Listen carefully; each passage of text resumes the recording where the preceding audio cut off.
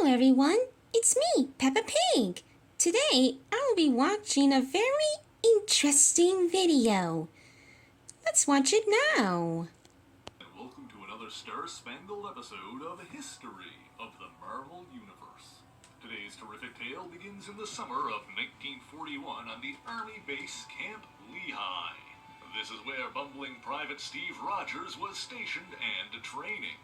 However, things aren't always what they seem, and the clumsy recruit was secretly Captain America, the Sentinel of Liberty defending the United States from foreign threats.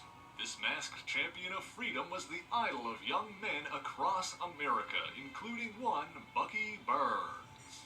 After his father was tragically killed during a training exercise, the teenage Bucky was adopted into Fort Lehigh and became the camp mascot. Then, one fateful day, the teenage boy learned a closely guarded secret when he inadvertently walked in on Steve Rogers changing into Captain America. Left with no other option, Steve was forced to become partners with the young lad. The boy donned a colorful costume of his own, and the two became Captain America and Bucky, defending America from foreign spies and Axis forces. At least, that was the official story. The truth, however, is a bit of a different matter. Born in 1925, James Buchanan Barnes, or Bucky, had lost his mother at a young age. At 10 years old, he lived with his father Jimmy and his sister Becca. However, Bucky often got into fights with the other children, as he was quick to use his fists to try and solve his problems. This disappointed his father, who believed that he could be better. After airing his disappointment, Jimmy insisted they would talk about this behavior when he returned from the day's training at Camp Lehigh. That day, 12-year-old Bucky Barnes sat on his bed thinking about what he would say. He was a fighter, to be sure, but he loved his father and wanted to make him proud. But James Barnes Sr. never came home that day, or ever again. Something had gone wrong during training. A mistake, an accident, it doesn't really matter. In any event, Bucky was left alone as his father was put in the ground and his sister was sent off to a boarding school. Meanwhile, Jimmy's friend, Major Sampson, bent every rule necessary to have Bucky remain at Camp Lehigh as a ward of the state. He fit right in among the older soldiers, and by the time he was 15, he developed his reputation as the camp's kid brother. This was helped by his resourcefulness, allowing him to sneak various contraband onto the base for a nominal fee. However, his violent tendencies would still sometimes come out. He would often get into fights with men who were much older and larger than he was, and he would win. This kind of thing certainly got him in trouble more than once, but his natural combat abilities also caught the attention of his superiors. After his 16th birthday, Bucky Barnes was assigned to intense training in preparation for a special assignment.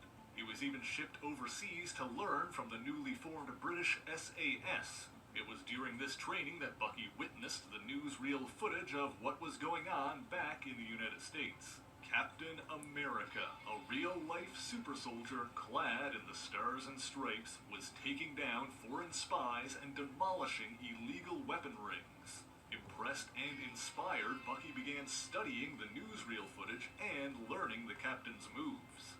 Then, after several months, he finally returned to Camp Lehigh. There he was asked to demonstrate the results of his training, and demonstrate he did when he took down several armed men barehanded. Having proved his worth, Bucky finally learned the nature of his secret assignment when he was introduced to Steve Rogers. Much like Captain America himself, Bucky Barnes would be a symbol to inspire America's youth.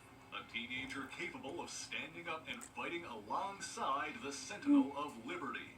And the idea of Bucky walking in on Captain America and learning his secret identity was created as a cover story, a fiction designed to appeal to kids across America.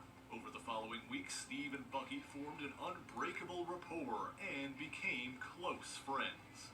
Their heroism would inspire others, and Bucky also fought alongside a group of talented young men who would become known as the Young Allies. But while the pair did well to protect their country from spies and saboteurs, Bucky longed to join the fight overseas where they could do the most good. It seemed the pair gained their chance when a rogue faction from the undersea nation of Atlantis betrayed their kingdom and joined forces with the Nazis. Cap and Bucky teamed up with Prince Namor, the Submariner, to battle the evil Atlanteans. But while that was happening, the United States suffered an attack from Japanese forces with the bombing of Pearl Harbor. The original Human Torch and his young partner Toro attempted to stem the tide, but there was little they could do to stop the devastation. The following day, the United States officially became involved in the Second World War. Not long after that, Cap and Bucky became members of America's first super team, the Invaders, alongside the Submariner, the Human Torch, and Toro. Suddenly, Bucky was a 17-year-old kid fighting alongside super-powered heroes. As a result, he felt the need to prove himself to his older peers, which he soon did when he rescued the other invaders from the mad scientist Arnim Zola. But Bucky also had a darker mission, a secret purpose. He could do the things that Steve couldn't, and get blood on his hands so Captain America didn't have to. Despite this, nothing could have prepared the young man for the atrocities he would witness behind enemy lines. This would only make him more determined while battling evil forces such as the sinister Red Skull. And one such villain was the twisted and maniacal Baron Heinrich Zemo. One fateful day in early 1945, Captain America and Bucky were captured and tortured by Zemo. The Mad Baron had stolen an experimental drone plane and intended to deliver both it and the captive heroes to Berlin. The American duo broke free of their bonds before the plane launched, but launch it did. The pair hopped onto a nearby motorbike and gave chase, attempting to stop it from reaching its destination. Catching up to the drone, they attempted to leap on, but Baron Zemo had set a deadly explosive trap.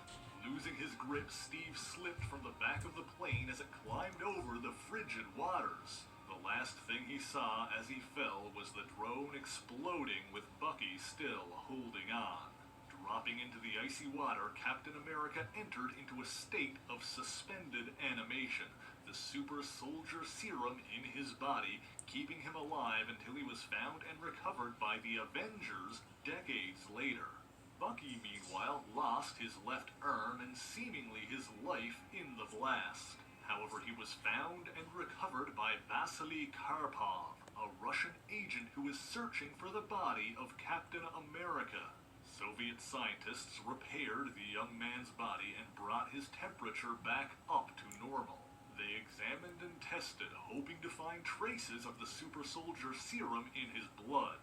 And although Bucky was no super soldier, his body was preserved well enough that the Russians were able to revive him.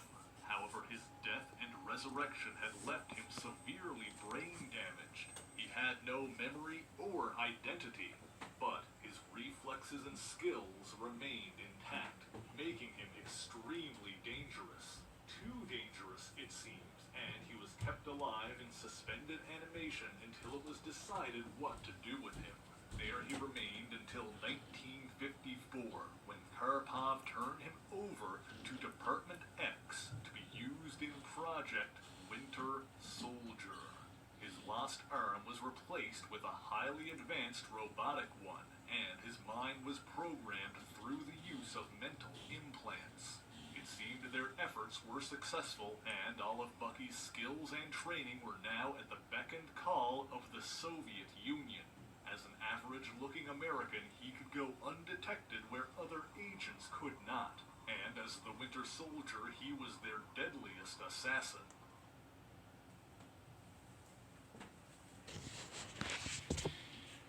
Well, that's all we got for right now. I'll see you in the next one when we watch the rest of this video. Bye-bye!